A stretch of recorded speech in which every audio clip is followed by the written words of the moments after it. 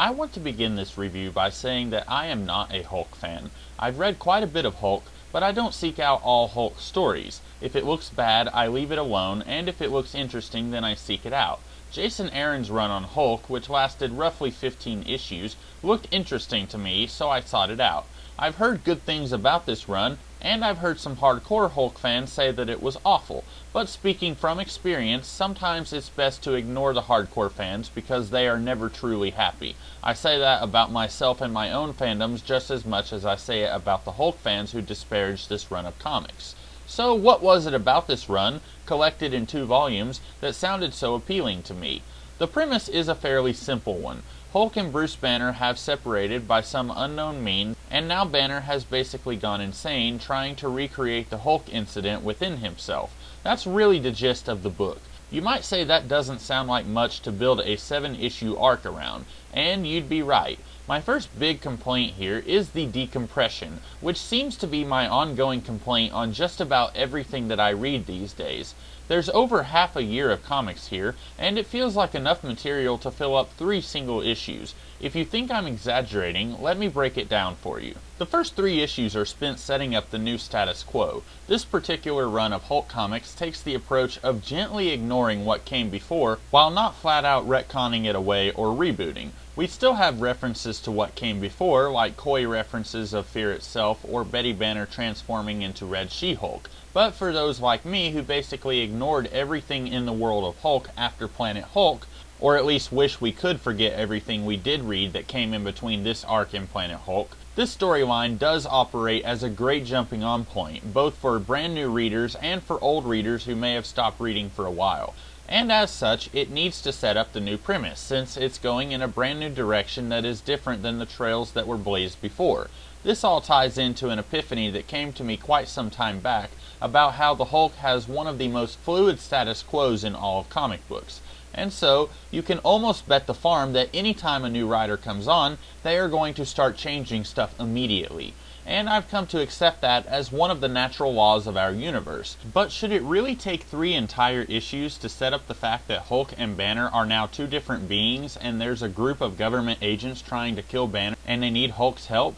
Seriously, it's not until the end of issue 3 that Hulk decides to join these agents. So then you'd expect issue 4 to be a confrontation for our protagonist/antagonist/hybrid. But no, that issue is pretty much entirely filler, with Hulk and his new allies being distracted by hulked out animals Banner has created. So then issue 5 splits the time, showing us how Hulk was able to separate himself from Banner and who helped him, and more fighting in the present day. Then issue 6 splits its time with more flashbacks with Hulk's mysterious ally, and more fighting in the present day, which seemingly comes to a head at the end of the issue. And then issue 7 is more or less like the last 10 minutes of an episode of an hour-long drama, where all of the characters sort out the mess that they went through throughout that episode, and clear up any lingering problems that developed over the episode.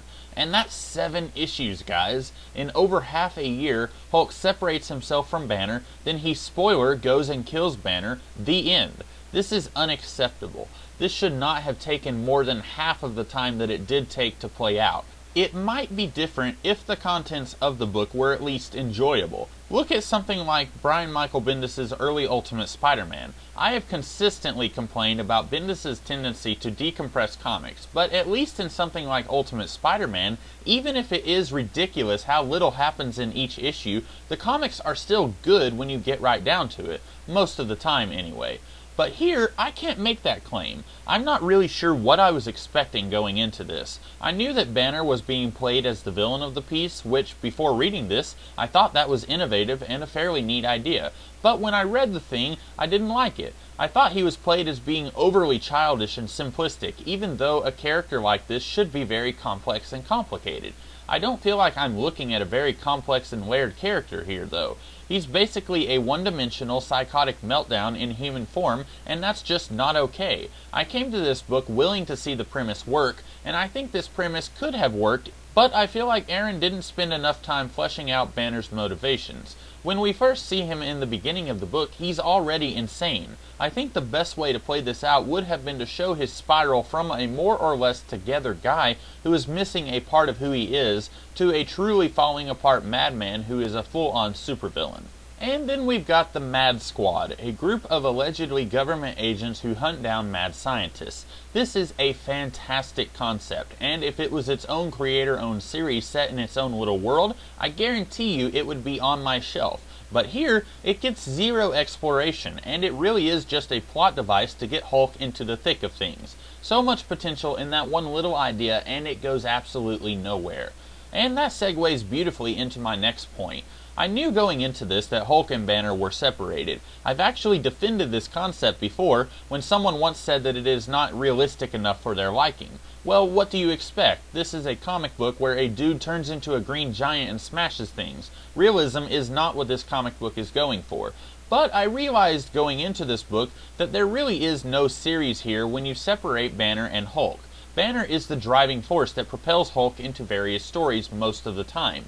But when you take away the Hulk, he has nothing to do when he is in the story, and so the writer is almost forced to turn him into a villain just to find a way to use Banner in the story. Hulk infamously just wants to be left alone. That means that the writer has to work twice as hard to get him into the stories doing stuff like a protagonist should be doing. And maybe that's why it's at the very end of issue 3 that Hulk finally joins the Mad Squad to hunt down Banner. While the idea of these two being separated does sound intriguing to someone who only occasionally reads Hulk, I now see that it's a concept that doesn't have legs of its own to take the series in new places. It's something that can only be done for a very brief amount of time. Or at least that's the way I see it working here. Even if we were living in an alternate reality where Jason Aaron was on Hulk a lot longer than 15 issues, I can't see this admittedly unique premise working for a very long time before it needed to be tweaked further. One thing I haven't yet mentioned that I think needs to be addressed, even briefly, is the artist who worked on this book. I am usually more of a story guy than an art guy, but art is of course a very important part of the equation that makes comic books. The first 3 issues that we have here are by Mark Silvestri of Image Comics and Top Cow fame, and the last 4 issues of this volume are drawn by Willis Portacio. I should mention that I am not really a fan of Silvestri's art. There's this scratchy quality to his work and the work of many of his peers that I just never could get behind. But here I actually found myself really digging the scenes with monsters, robots, or Hulk. It was only when a human being would walk into the scene that I would find myself repulsed at this artwork. I still am not entirely sure what people see in Silvestri's work when I look at the very rough line work of the humans in this story. But somehow, things got worse with Portacio's entrance into this title. At first, I didn't realize that the artist was different when I began reading issue 4, but soon I began to see a difference, and I wasn't happy with what I was seeing. It seems to me that Portacio was trying to mimic Silvestri's rough style here, and I suspect that's why I didn't immediately catch on that Silvestri was not drawing issue 4. But while Silvestri has his own problems with anatomy at times, Portacio seems to be even worse, at least in this book. At times, I actually think Portacio gets very basic things like the placement of eyes on a face wrong. Once again, I don't think that the artists being artists I don't especially care for would be such a problem if the story was being done better. But since I had such a problem with everything else in this book, the art being not all that great, for the most part, does not really do any favors for this book. The final thing I wanted to talk about is the heavy-handed nature of this book. The whole book, but especially issues 5, 6, and 7, is really bad about spelling out the themes in the form of dialogue, just in case the reader does not understand it when the book is being subtle. For instance, this book really plays with the idea that Banner is the monster and Hulk is the one who is holding back the evil inside Banner all of these years. Okay, neat concept. I can easily see how Hulk fans would hate this idea, but objectively speaking, it's a new twist on the Hulk mythos, and one that might be an interesting way to explore the way the Hulk works. But instead of subtly working with this theme over the course of this run, Aaron just straight up spells it out for us when Hulk and Banner speak, or when Hulk and Amanda Von Doom, no relation, speak, or when Hulk and the other Von Doom speak. I would think that the very act of turning Banner into a supervillain would be enough to clue us into this theme, right? We don't need it further spelled out that, at least in this story, Banner is the bad one. But I think this is connected to the whole decompression thing. If Aaron didn't spend half of an issue with Hulk and Banner pontificating on the nature of their relationship, then he wouldn't have anything to actually happen in that issue, and therefore he'd be an issue short in a 7-issue arc.